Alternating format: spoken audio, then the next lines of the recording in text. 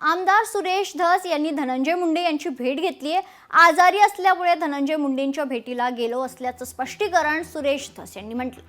तर निवासस्थानी भेटायला गेलो होतो, ती विचारपूस करण्यासाठी भेट होती असं देखील सुरेश धस म्हणालेत। मी धनंजय मुंडेंना लपून भेटायला गेलो नाही, प्रकृतीची विचारपूस करण्यासाठी मुंडेंची भेट घेतली असल्याचं स्पष्टीकरण सुरेश धस यांनी दिले। धनंजय मुंडे आणि सुरेश धस यांची 4 ते 5 दिवसांपूर्वी भेट झाली। दोघांमध्ये सुमारे 4 ते 5 तास जी आहे ती चर्चा झाल्याचं देखील समोर आलेलं आहे।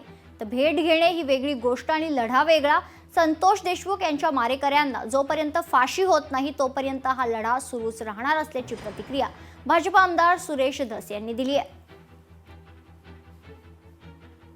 धनंजय मुंडे यांच्या तब्येतीची चौकशी करायला गेलेलो आहे आणि तब्येतीची चौकशी करणं याच्यात गैर नाही। संतोष देशमुखचा लढा आणि तब्येतीची चौकशी याच्यामध्ये कसल्याही प्रकारचा काही संबंध नाही। कृपया जोडू नये, कोणाची मध्यस्थी नाही, काय नाही। रात्रीच्याला दवाखान्यात नेलं होतं का? दवाखान्यात भरणे मामाने यांनी दवाखान्यात नेलं होतं अशा प्रकारची मला माहिती मिळाली, म्हणून मी त्यांच्या निवासस्थानी जाऊन त्यांना भेटून आलो। मी माननीय धनंजय मुंडे आणि माननीय सुरेश धस यांच्यासोबत 4-4.5 तास सोबत होतो। त्यांचे मतभेद आहे, मनभेद नाहीये। ते दोघंही इमोशनल आहे खूप आणि थोडे मतभेद आहे काही विषयावर। त्या विषयाचे मतभेद लवकर दूर होतील। शेवटी माणसाच्या जीवनामध्ये काळ असा असतो, काळ काही मतभेद दूर करत असतं।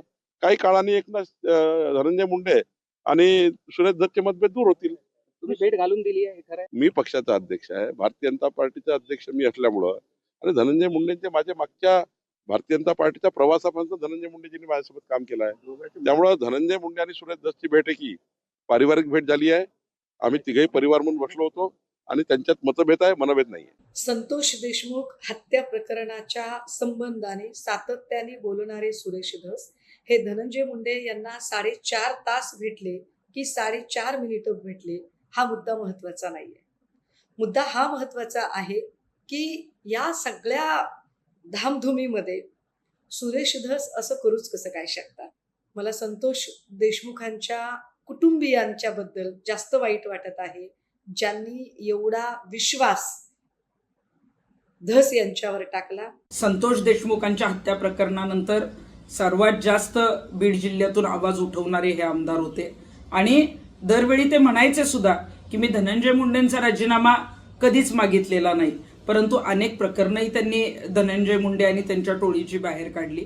पण आज ते जेव्हा सांगतायत की धनंजय मुंडेंची मी प्रकृतीची विचारपूस करायला गेलो होतो, पारिवारिक भेट होती, मला वाटतं हे सगळं खोटं आहे। ती जी भेट होती ती आता धनंजय मुंडेंना वाचवण्यासाठी आणि संतोष देशमुखांचं जे प्रकरण आहे ते आता दाबण्याचा प्रयत्न वरून सगळा सुरू आहे आणि सुरेश धस साहेब तुमच्याकडून ही अजिबातच अपेक्षा नव्हती। लोकशाही मराठी ऐका, पहा, जागरूक रहा।